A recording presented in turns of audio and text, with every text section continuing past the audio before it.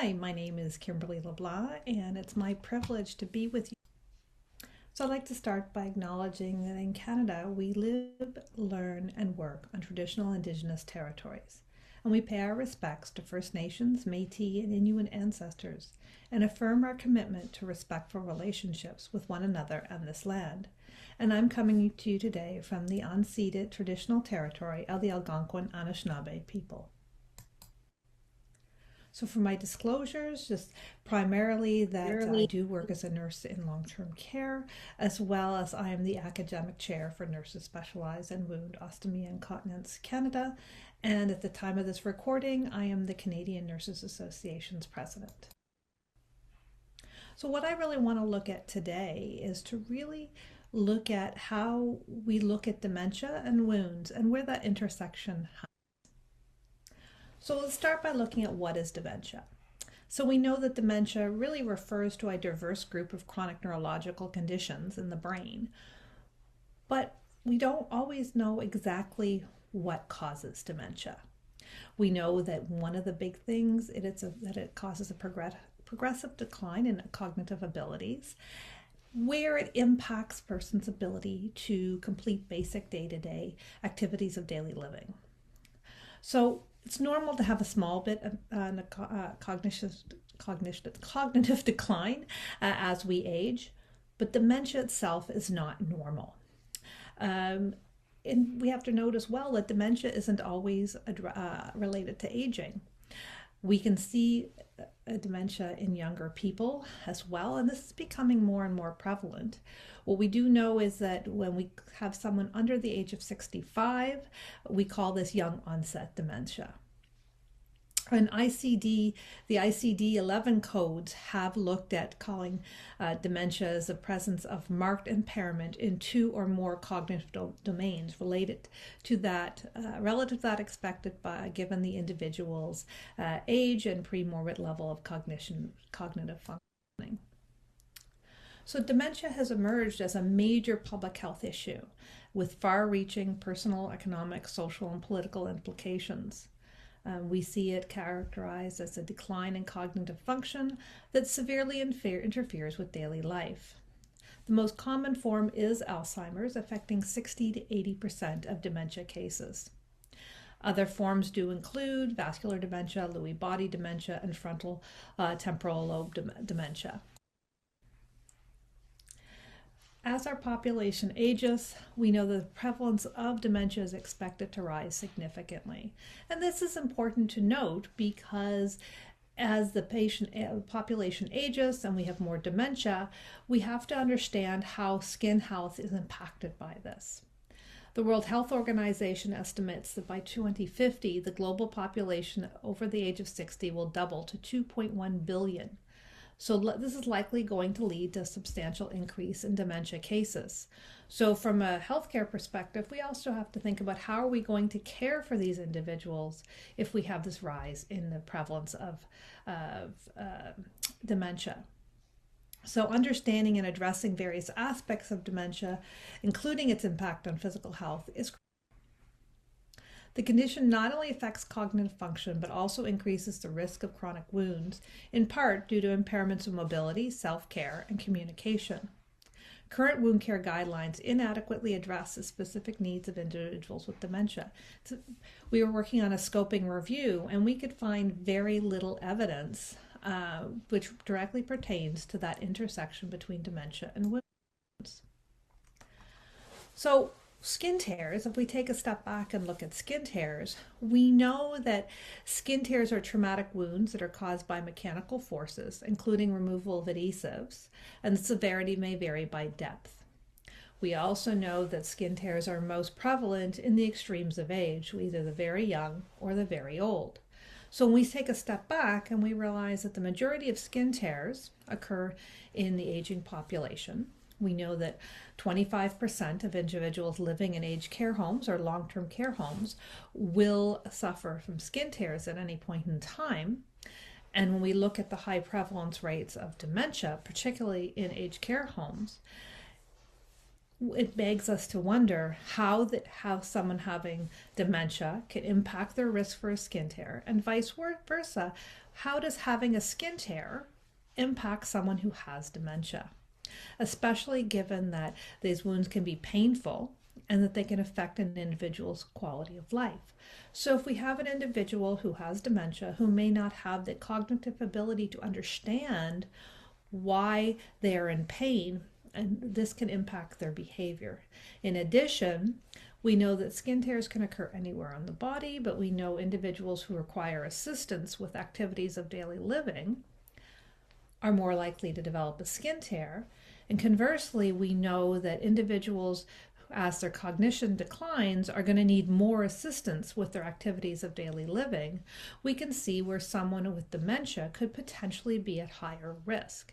And in fact, various studies now have shown that impaired mobility and requiring assistance with daily living, activities of daily living, coupled with impaired cognition, can lead to a heightened skin tear risk.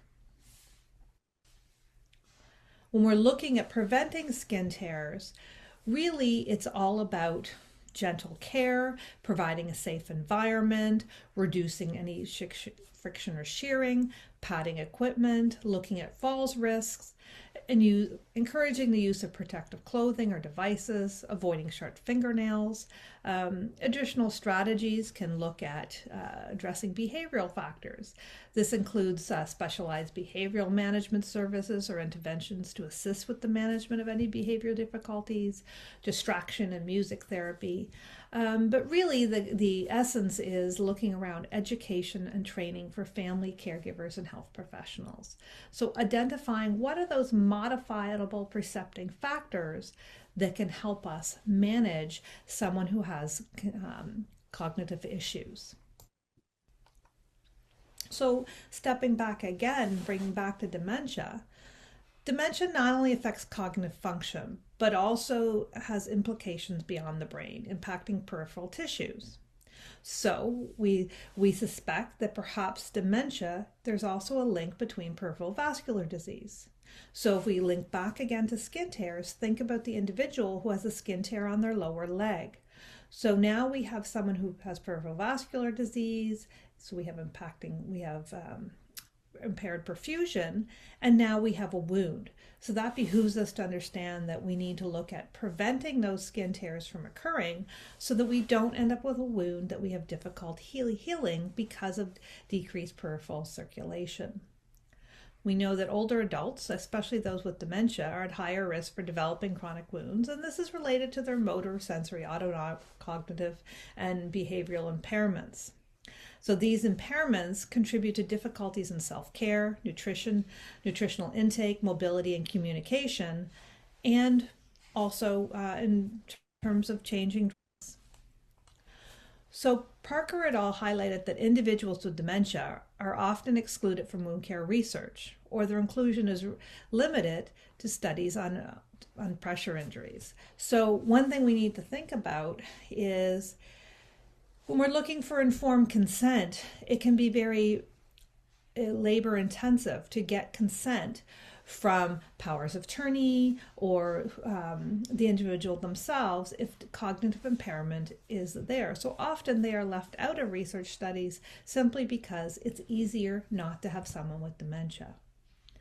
So we know that a lack of research on other types of chronic wounds, such as diabetic foot ulcers and venous leg ulcers in people living with dementia or cognitive impairment, are there. And once again, it comes back to that difficulty in getting the consent. So it suggests that we need more comprehensive research to fully understand the scope of wound care challenges in individuals with dementia. And as someone who works in long-term care, I can tell you that it can be a huge challenge in terms of managing someone who has dementia with a wound, particularly if they don't want the dressings left in place. They could be removing them frequently. They could be lashing out during care, or they can be developing more skin tears, for example, by being combative during care. So when we look at common types of wounds that we see in the aging population, they're pressure injuries, venous ulcers, arterial insufficiency ulcers, neuropathic ulcers, skin tears, and atypical wounds like cancerous wounds. And wounds are often associated with underlying conditions such as vascular diseases and diabetes, which are prevalent in older adults. So the increased risk of chronic wounds in individuals with dementia really necessitates specialized wound care practices that are tailored to those unique needs.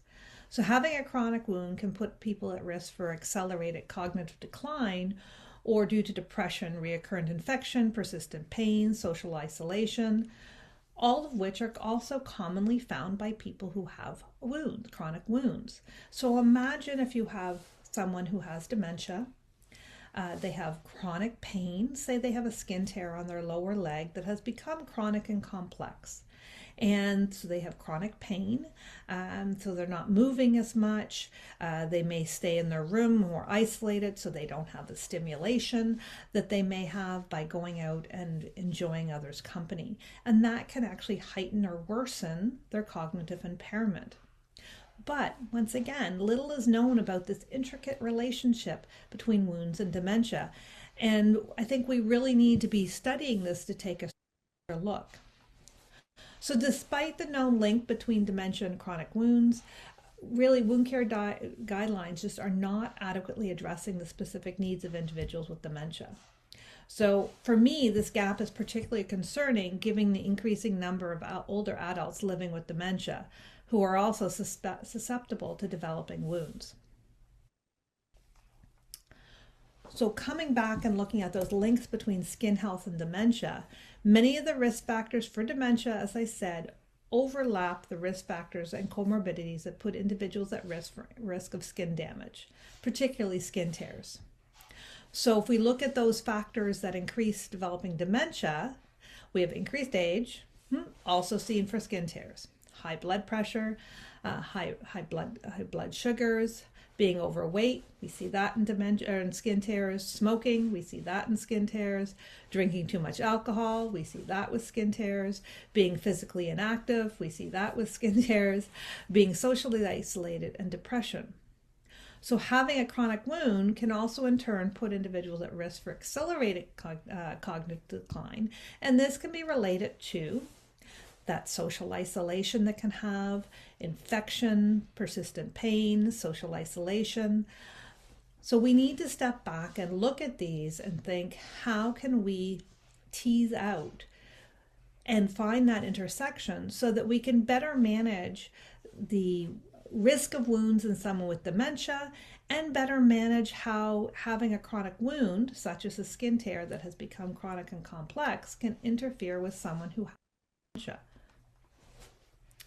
So coming back, we look at if someone has dementia, we know that they often have impaired mobility and they are an increased pressure injury risk or ulcer risk, which is we also see that with skin tears.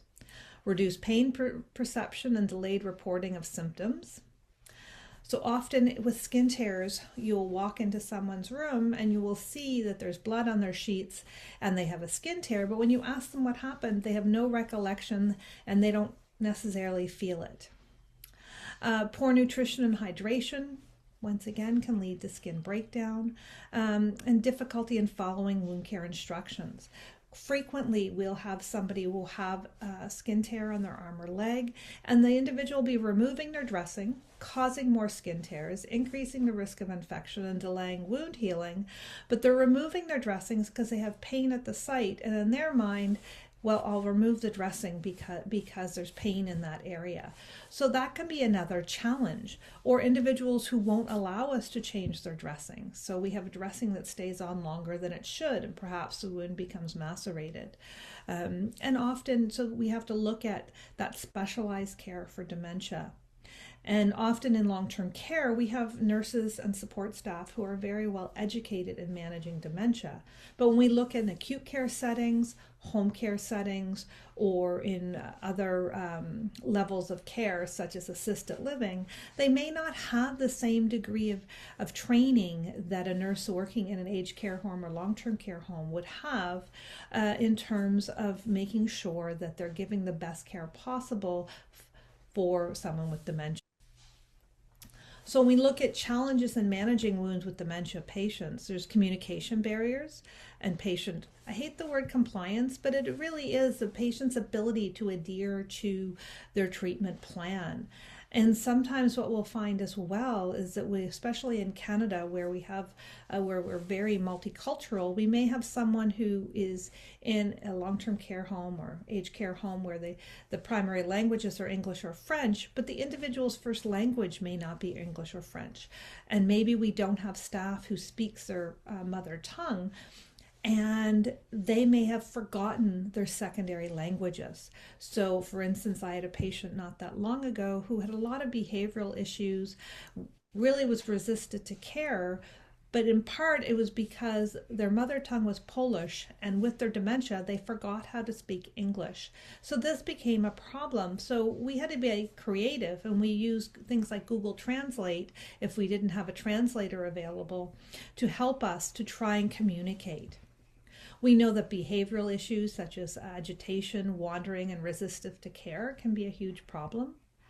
And that caregiver burden and lack of proper training. As I said, in long-term care or aged care homes, these staff have a lot of extra training in managing someone with dementia.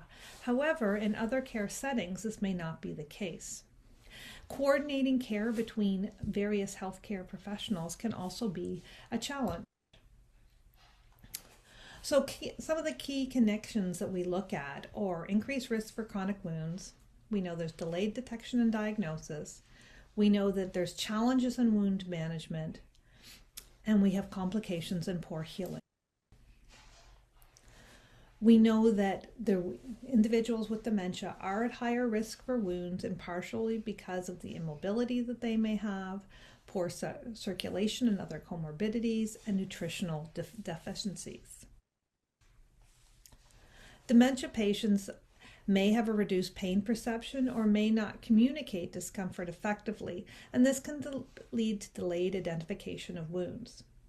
So caregivers may overlook early stage wounds, allowing them to progress to chronic or infected wounds.